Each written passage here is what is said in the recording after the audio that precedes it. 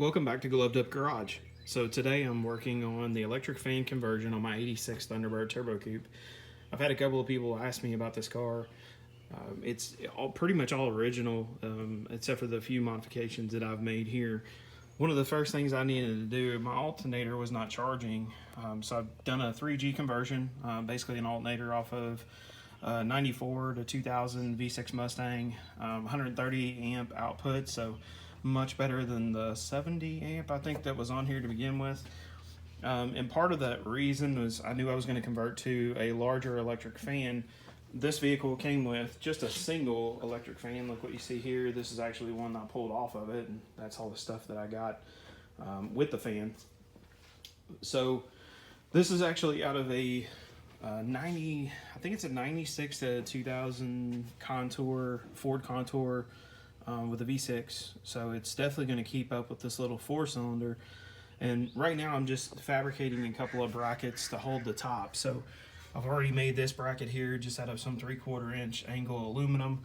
I'm working on this other side. I'm getting ready to drill that hole that's marked in silver on the fan shroud, and then I'll mount this bracket up. Once the upper mounts are done, I'll move underneath the car and start on those lower mounts. But I've got to get a controller for it still. I'm just going to use kind of a basic controller, one that has like a temperature probe that squeezes into the radiator, have it come on at like 170 degrees.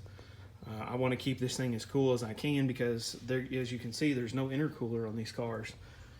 That charge pipe comes right out of the turbo straight up into the throttle body. And that air in there gets pretty hot, and this thing actually makes a lot of heat with the turbo under there, and then the fact that there's no intercooler makes it worse. So hopefully this will help. Eventually I'll get a front mount intercooler for this. I've seen some conversions out there for I think using like a Volvo truck of some kind. So looking forward to doing that, maybe squeezing a few more horsepower out of this. But I want to take a minute and kind of explain what was going on with this. I'm going to stop here, continue up with it, and then I will bring you guys back when I have it mounted. So I got the other bracket made. That one's real simple too, just a piece of 3/4 inch angle aluminum, cut it. Now I'm working on the bottom brackets, and what I'm trying to do is make this as useful as I can using the holes that are already there. So where the original fan mounted, there was a couple of these speed clips, and they just have a screw like this one that goes through it, holds on the original fan. Well, what I want to do is use one of those holes, and I've made a bracket here to hold the bottom of the fan. So this part here, it'll mount just like this on the core support.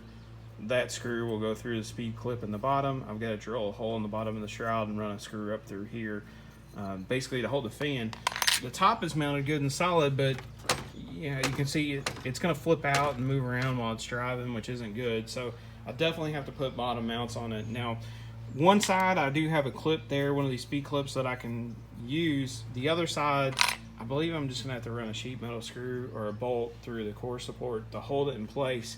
There's not a speed clip on that other side over there. So I'll get something figured out and I will jump back on it as soon as I got it done. All right, so I got my brackets made, and basically what these are, the bottom brackets are just like a piece of 3/4 inch flat steel. Put a little bend on it using my vise. There's a little bend here where it meets the core support on both sides. Same thing, just use some locking nuts, 1/4 inch hardware. I did get the wiring done on this, and what I did, so the fan came from Rock Auto, it was about $100, but it didn't come with any wiring. So these ends are available, these plugs are available on Amazon. They're like $6 a piece. And then I just wired them up using some 10 gauge wire, positive and negative for each one, soldered the connections to each plug, and then I soldered this junction here too, and it's all heat shrink and covered with a split loom. I did get the upper brackets done. I added an additional screw for both sides to kind of secure it, so I'm pretty happy with the way it turned out. Threw a little bit of paint on there.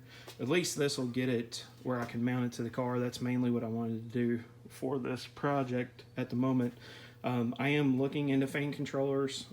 When we used to do these back in the day, we would just use kind of a generic fan controller that you could get from AutoZone, and it had a specified temperature it came on at and it went off at.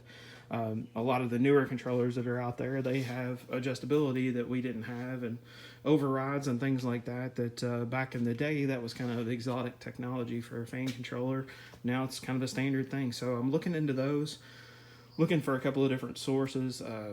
You know, of course, eBay and Amazon, looking at things on Jegs and Summit, but I've got a lot of reading to do before I'm ready to put one on here. But that'll be it for this this short video on this Thunderbird and some of the projects I'm working on the Thunderbird. I'll be jumping back on the SSP here before too long. And of course, we got the old Marauder sitting down here that's going to get some love. I got spark plugs and fuel filter, all kinds of stuff lined up here on the hood of this car so that I can get working on that other project on the Marauder. So thanks for tuning in to Loved Up Garage. Make sure to like the video if you liked what you saw here. Make sure to subscribe and hit that bell notification so that you can see when I upload a new video. Thanks for tuning in. See you next time. Well, before I completely end the video, I realized I didn't have the fan in there, and you guys probably wanted to see what it looked like in there. So you can see how it's mounted real tight to the radiator. I didn't wind up putting anything around it. I'll get some heater hose, split it down the middle, wrap the edge of the fan when I take it back off to mount the fan controller. But I just started this thing up since I did the 3G. Sorry, it's a little shaky. The belt was squealing, so I had to actually tighten up the belt, tighten up the alternator just a little bit, and basically just loosen these two bolts here. Got a pry bar under it, tighten them back down. So good to go. All right, so that'll be it for this video. Make sure you tune in for the next one. Don't know exactly what we'll be working on just yet, but stay tuned.